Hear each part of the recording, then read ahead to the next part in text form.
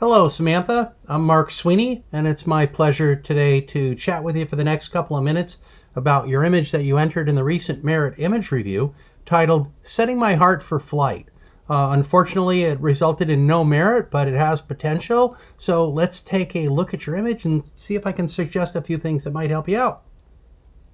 All right. So first thing when it comes up, it has nice impact. It's in the artist category, so you've got your guide images all there, nicely lined up. Let's see, the presentation looks nice. I like the way even how you dressed it up, not only with the one but the two stroke lines. It's nice. It's elegant. The tone of the stroke lines are nice. It's not overwhelming. So good job there. Okay, so let's zoom in here. I can zoom in for these critiques and we can really kind of look at it a little bit more closely and examine it a little bit. Okay, so first off, we've got our guide images. 1, 2, 3, 4, 5. They're lined up nicely. That's all important too, especially in this category. Everything's nice and neat. It's a little wider here compared to these three, but that's fine. That's a little nitpick right there. But we've got our main image here of the woman. Then we've got these background images as well with the butterflies and all. Okay, so let's go back to the image here. I like the textures and the patterns that you have here in the bottom part, the foreground right here. I like how the dress, how you've manipulated the dress from its normal state where you've got the nice flow right there. So that's handled well. You've given it this additional contour and also depth of it, where you've maintained some of this area, shadow detail. So that's nicely done. Over here, we kind of lose it a little bit, but that's probably just your intent. So that's okay. We come over here into the body, and then we've got the normal curve of the body there, and then we've got her. Okay. So looking around here, so I like how you've placed the butterflies throughout the image in general. That's nice. This is great having this guy down here in the corner. These are nice because they're soft. They come in and out of focus, which is nice. This one right here, I'd move him in just a little bit off of the edge of the line right here. That's a little static, and maybe bring this guy down a little bit lower, maybe just below the hip area. That might help composition a little bit.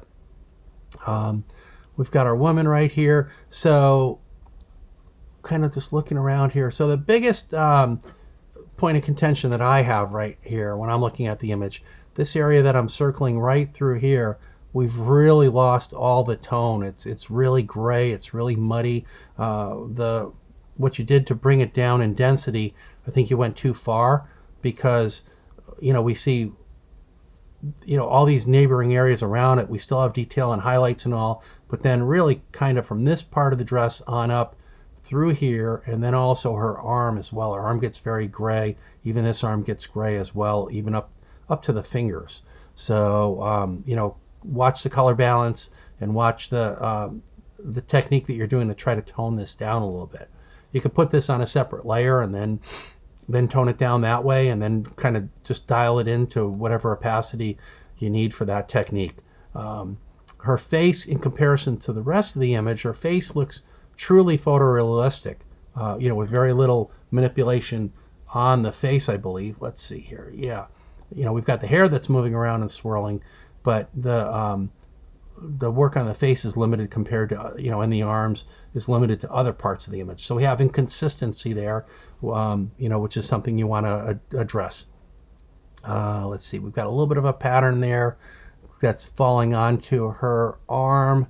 We can zoom in here a little closer and see what I'm talking about. We've got this little line right there. So that could just be an added texture or something you put on. But I would want more consistency. I'd either carry the effect over more onto her face, so her face is consistent with the arms, or bring the arms more in line with, that. But the color balance, I think, needs to be addressed. So both the arms, neck, and face are consistent, and the body as well. So we got this big butterfly there. Let's kind of look at this back at full size again. It is a little large. It is a little, a little in competition with this. Maybe you could have toned it down just a little bit, or subdued it just a little bit. It is kind of subdued already, but that, like this highlight line, maybe tone that down. Maybe just bring it down a little smaller in scale, so it's not in such direct competition with the woman itself. Also, looks like we've just got a little darkness coming along the edge here, so watch some of your edge separation. And then also, here's something that I'm seeing here where we've kind of like a dot, a line, a dot, a line. So maybe you were taking you're trying to mask it out, and you took a hard edge brush and you kind of went in through here. But watch this, make it a little bit more smoother, similar to what you have on the backside right here. This looks very choppy, and it makes it appear that your edge selection wasn't quite there. I can't really tell from the guide image because it's so small and now it's pixelated, so there's only so much that I can see at this point for the critique image. Let's kind of look around here. Okay, let's zoom back out. So, and then the presentation I think is fine color-wise. You could experiment with a couple of other tones. You could take some of these lighter, maybe slighter blue tones, maybe mix it up a little bit where you could have that slightly bluish gray out here or bluish gray inside this double stroke line area. You know, that would be something to do. But those are just little dress up points there. But in recap, though, I think it really comes down to, I think the creativity's there. I think the technical part just needs to be worked on a little bit. You know, we talked about the arms being gray, the face being photorealistic, especially this midsection from, you know, her dress down to about this part where the dress changes over. So, you know, if you could boost up that contrast a little bit, I think that would be help. Maybe move a couple of butterflies around, and I think that would be helpful. We do have this shadow right here that that I'm looking at, or at least it looks like it's a shadow. So it's kind of giving her depth off of the scene, you know, which is kind of nice. I'm okay with that. You know, maybe subdue it just a little bit, but it works in your favor. You could go either way on that, I think. But it works in your favor. It gives it a little bit of depth. She stands out. She's not directly, you know, on the background, we'll call it that. So that's good. Lastly, we've got this one little area right here.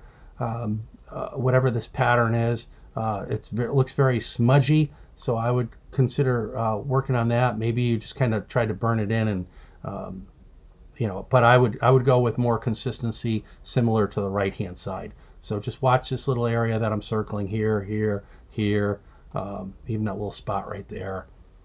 And then maybe tone down these lines just a little bit so it's not so obvious, especially when they come to the edge. You know, they compete with the image and they try to pull you out a little bit. So let's zoom back out here. All right, so that is it in a nutshell. Thanks a lot for sharing Setting My Heart for Flight today for Critique, Samantha.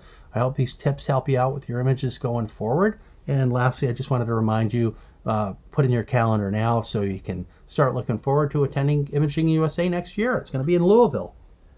Thanks, Samantha. Have a wonderful day.